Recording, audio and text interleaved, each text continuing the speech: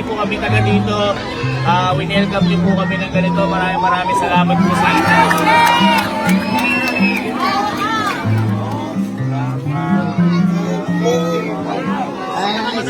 Parang pinakabata.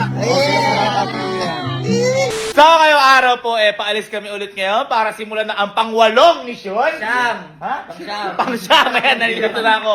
Kasi, wala din dito. Kung mapapasin nyo, wala din si Kalo. Kasi may pasok, si Casey. Yes, may pasok. Pero, kahit hindi kami kumpleto, syempre, ipagpapatuloy namin to. Tama. Dahil kahit wala ibang mga kapatid ko, andito naman ang aking mga tropa! Kaya boy, itong pang-8 misyon natin na to, hango pa rin to sa karanasan namin. Kasi boy, ito, di ba? Kung mapapansin nyo, nakapagpamigay na tayo sa mga kakilala natin, Tama. sa mga kabarangay natin, Tama. kumbaga sa mga kalapit natin. At ito nga yun sa mga, yung groceries, kung natatandaan nyo, Groceries. yung